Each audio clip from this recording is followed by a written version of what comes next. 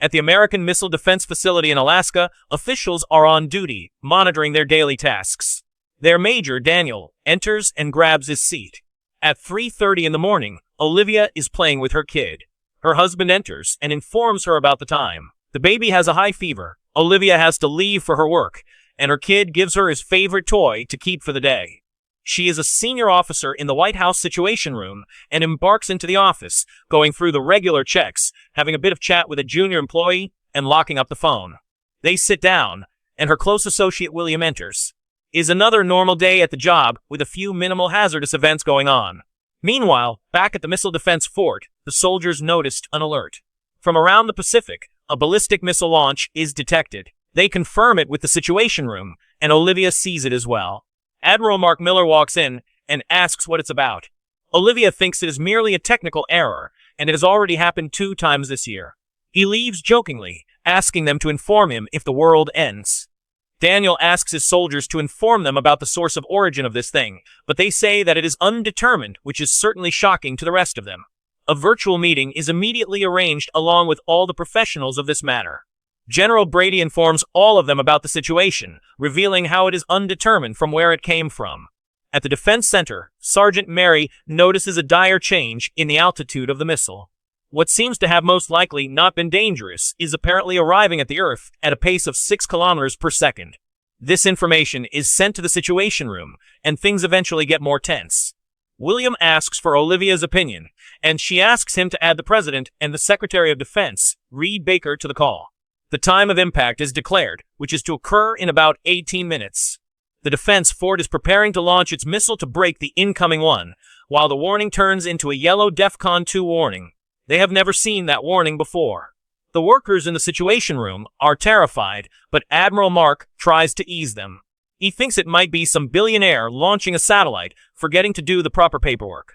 William says that the President is out of reach for now, but they have connected with the Secretary of Defense, Reed Baker. They are also connecting with different countries' foreign ministers to get a grasp of the situation. They have finally gotten footage of the object, and it doesn't look good. It's about 16 minutes left for impact, and the defense fort has opened their cramp cell for the fire back. Reed is talking of the possibilities of moving people to somewhere safe while they have a new update on the impact status.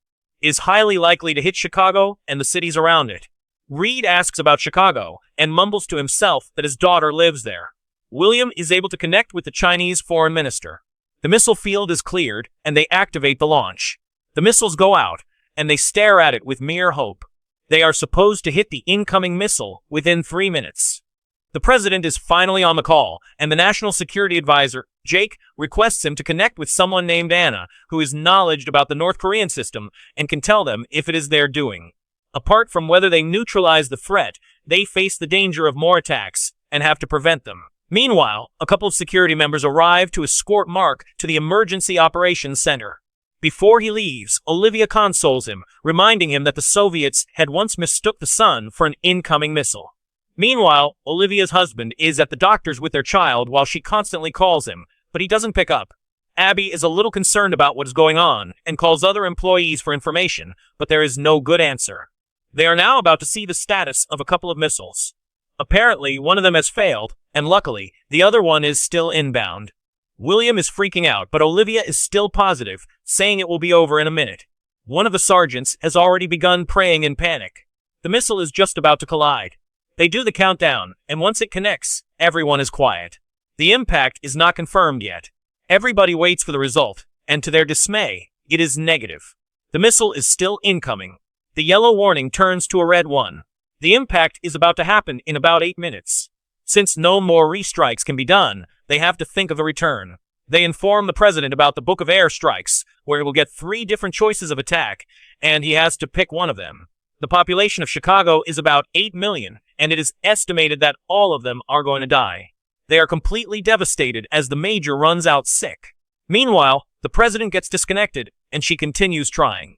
She asks William to fetch their phones, and he leaves.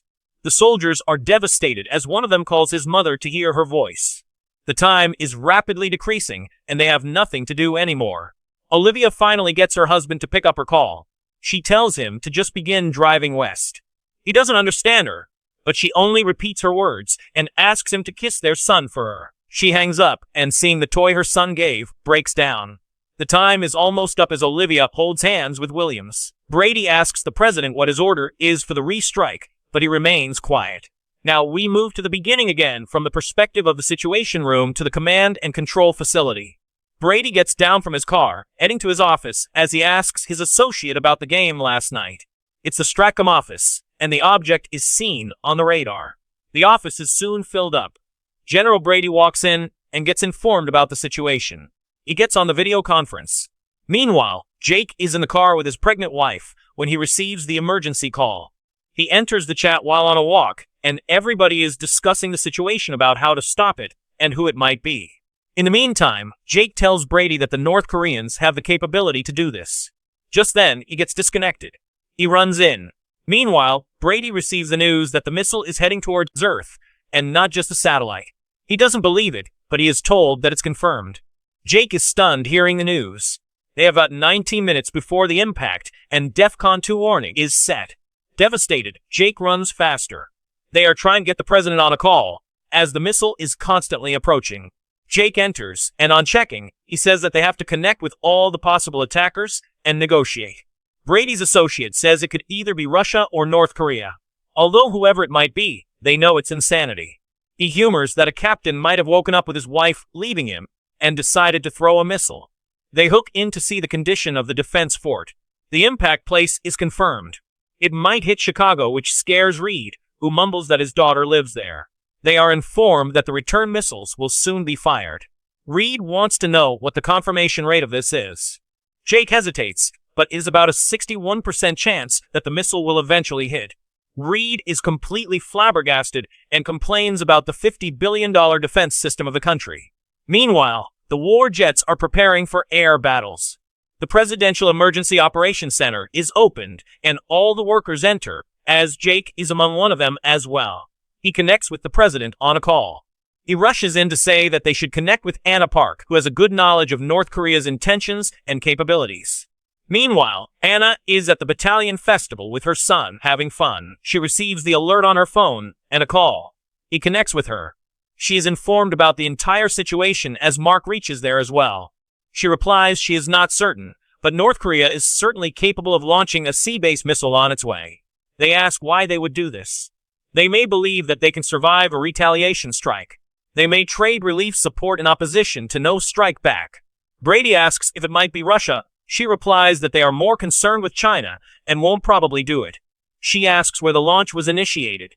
They say that the satellite couldn't detect it, and she is completely surprised to hear that. Jake says that if it missed the satellite initially, it means their defense system has failed. Brady responds that means it is a coordinated assault that may only be just beginning. Anna adds that the Chinese Navy has been experimenting with some AI-assisted launch systems, and it might be a malfunction as well, but nothing is certain. The weapons are released from missiles. Anna hangs up as her son asks what's going on, but she has no answers for that. The missiles have reached close to the target. They begin the countdown. Everyone is left anticipating as they connect. However, the results come out as negative. Terror covers them. The missile is heading to Chicago. The warning turns red. Admiral Mark is asked what the next plan is, but he replies that there is no plan B. They have no way of saving Chicago anymore, and thus have to bring in the Black Book. The president is asked to choose between 3 different sets of attacks that they have to return to prevent any more incoming attacks. The president is certainly confused, and Jake supports him, but Brady says that slowing down isn't an option for them. He adds that in about 8 minutes, they are going to lose the city of Chicago. Plenty of countries have raised their alerts. They don't know how much more is to come. So, if they are going to take a step now, they are risking more dire consequences. He says that they have already lost 1 city, and asks how many more he would risk. The president replies that this is insanity. However, Brady says that this is reality. The Russian embassy has picked up the call, and Jake is the one who picks it up. Mark listens along with him. The Russian minister says that they have no idea who has done it, and they are certainly not one of them. He further warns him that this should not be an excuse for them to strike back at them. Jake asks him to confirm that it is not their doing, and they won't strike back at them. He guarantees it, but asks for his confirmation on not striking back as well. Only then, they won't strike in retaliation. Jake asks him to trust him, but the man leaves, saying he needs to talk to the president. Jake informs them about the Russians' opinions. He says that he had trusted them. However, nobody is certain. Now the president is left with a hard choice as the missile has almost reached the city. Jake finishes in one sentence. The option for him is between suicide and surrender. The president replies that he will need a minute as the attack is about to happen in 2. Jake asks Mark about what's next. He asks him to put the Army Corps of Engineers on standby, which may require them to be dug out if the White House gets hit. They are all frightened to misery as the president read the confirmation codes to use the Black Book. He is yet to make a decision. The missile is heading closer. The president is still there, confused. The perspective now moves to the president. Lieutenant Commander Robert Reeves is waiting to meet him, along with the Black Book. Reed is at the golf course, spending his holiday. The president talks to his wife, who is in Africa. He is about to leave for a sports ceremony. While the news of the missile is released and Jake runs to the office, the president is on his way. Reed reaches his office and gets into the conference. The president is out of reach as he arrives at the stadium. He passes through the reporters and enters the place, shaking hands with the audience. He enters the field and plays a little with the girls. In the meantime, the emergency notice is given, and they rush to take the president away. He is taken into the car as Robert tells him that the country is under attack. He is stunned, and Reed has just heard that there's a 61% chance the target hits. He calls in his assistant to immediately find the nearest base in Chicago. The president connects to the call and asks what is going on, but nobody really knows. He is frustrated, and then they are connected to Anna Park, who informs them about North Korea's motives. They have launched the return missiles to break it down, which eases the president a little, but this is a tense moment. The EKVs reach the target. Reed looks at the picture of his daughter. Eventually, the backfire misses and Reed and the president are speechless, knowing very well they are near the end by this point. Robert now brings out the Black Book, and he wonders why it is there. He informs him about the return attack options, which are a necessity at this point to help prevent more incoming attacks. He tries explaining the book, which is divided into 3 categories: green, yellow, and red. The president is not into it at all. Reed calls his daughter, who doesn't want to talk to him. She says that her therapist has asked her to sit and talk to him about their complications, and she will do it someday. Soon, he hears a man's voice, and she responds that she has been dating him for a while. He is happy about it and asks if it is serious. She replies yes, and says he is acting strange. Reed hangs up, saying he loves her. His assistant comes to tell him that they need to leave. The president is confused between the choices and says that it is insanity. However, Brady reminds him that this is reality. He asks Robert his name, and he responds. He asks if he has any family. Robert says that he has a wife. The president reached the airbase, where he was taken into the helicopter immediately. Robert joins him, and he is taken away. He continues explaining the Black Book. He wonders how attacking back will bring certainty that they are not going to be attacked again. Robert says that it's his decision. He requests him to give his opinion, because for him the book is like a diner menu. Robert hints that the red one is the best one. The president thinks of not doing anything for the time being. Robert replies that they can do that, hoping whoever attacked won't attack again, but there is no certainty. Robert begins to pray. The president says that having this book ready, and him always following the president, made him feel safe that they could prevent any dire outcome. However, here they are. Robert agrees and says that this is indeed insanity. However, if they do nothing now, there will be more risks.